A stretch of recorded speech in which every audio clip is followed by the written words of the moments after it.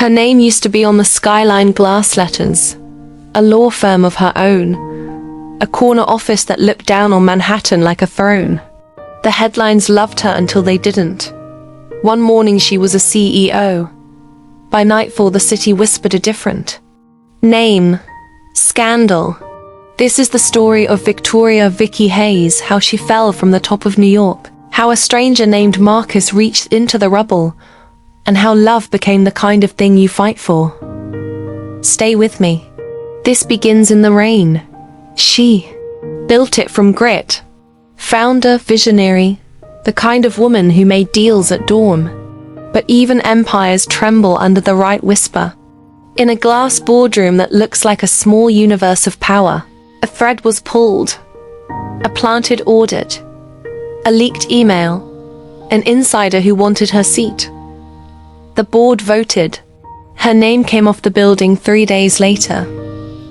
New York eats its own. Mourning. Shows replayed the leaks. Social feeds cheered and spat.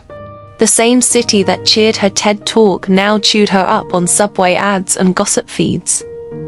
Friends unfollowed. Investors vanished. Her office lights dimmed. And the elevator stopped answering. She learned the cruelest Manhattan lesson. In a city of 10 million, public shame can make you invisible. She held on to the last familiar things. A favorite coat, a necklace, the echo of her own name. But the city kept moving. Taxis honking. Past Bryant Park, steam curling up through subway grates. A vendor in a coat shouting, "Coffee, coffee," piping hot. She moved through it like a ghost, a woman who once owned views of the Hudson, watching the same river under a grey sky.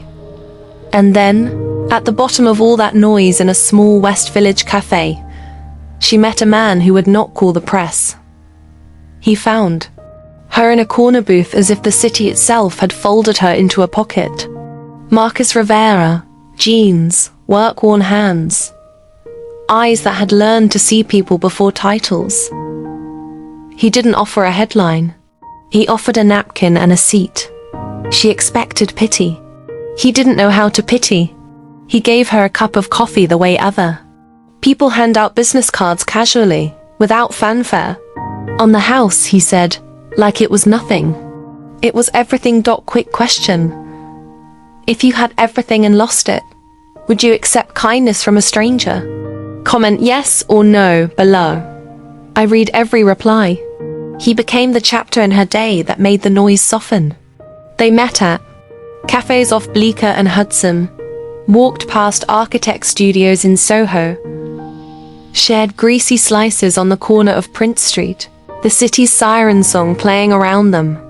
Marcus taught her to love ordinary things.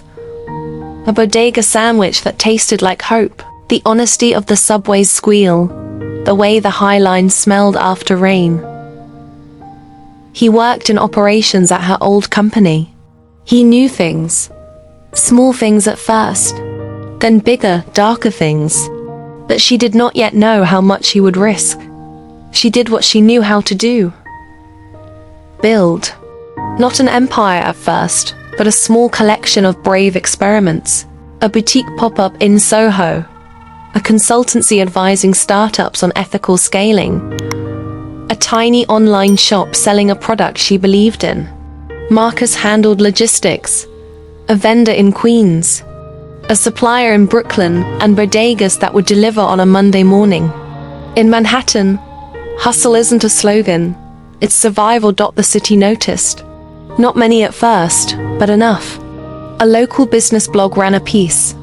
Ex-CEO rebuilds in Soho. It was a small headline, but it inflamed something at her old firm.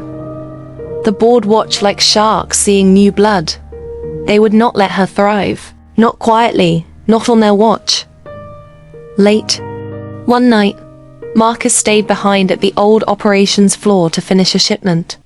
He overheard a call in the corridor, the CFO and a PR director, plotting to discredit the supplier network she relied on, to cut her off from inventory before Black Friday. Marcus copied the email chain onto an anonymous drive.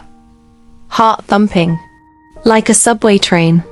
He had a choice: keep silent and keep his job, or tell her and burn every bridge. If you were Marcus right now, would you risk your job to save her? Type risk if yes, nitrogen monoxide if no. I'll read answers in the comments. They met under the neon sign of a 24-hour diner. He handed her the proof, emails, a voice memo, a plan to bankrupt a small competitor and collapse her supply chain. She read, breath held. In that moment, the woman who had once stared down quarterly reports with steel faced a new choice. Revenge or rebuild differently. She did what she'd always done. She turned strategy into oxygen. She called an old reporter who once admired her work and quietly fed the evidence. Regulators sniffed. Quiet subpoenas arrived at the CFO's office.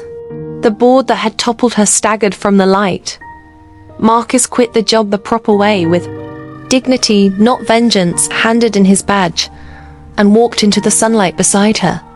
Together, they built a new company, this time ethical, lean, and local. They hired neighborhood folks, used Queen's suppliers, and leveraged the honest muscle of the city. It was not overnight, but Manhattan has a way of showing up for those who keep going. When you rebuild with another person at your side, every small victory tastes like forever. If this made you smile, tap the like button. It helps others find this story. They fell into routine like a well-played song. Sunday bagels in the East Village, late-night walks across the Brooklyn Bridge with the skyline glittering like an orchestra. He loved her in small ways. A sweater pressed into her hands, a playlist in the quiet dark, a joke that made her laugh until a tear escaped. She loved him for an honest steadiness she had never bought. One autumn evening on a rooftop overlooking the Hudson, Marcus took a breath. No public spectacle, a quiet question, an old ring, not flashy, but real. "Marry me?" he asked. She said yes, the city clapping its own brand of applause in distant horns. The Hayes family had been watching from their private tables, and the doorman's reports. Power does not forget easily. The board had been humiliated and trimmed, but this was a public engagement that pricked a sleeping thing in the old money world. The Hayes parents did not intend to accept this quietly. They would not allow the family name to be turned into a story about fall and romance. They made plans, and they were good at planning. Just as they thought love had won, the old world showed up at the hospital of the ceremony. The next chapter? Not all fights are corporate. If you want part 2, the wedding, the family fight, and the secret from Vicky's childhood, comment part 2 feet below and hit subscribe so you don't miss the sequel. Tell me, would you stand up to your family for love? I'll pin my favorite answers.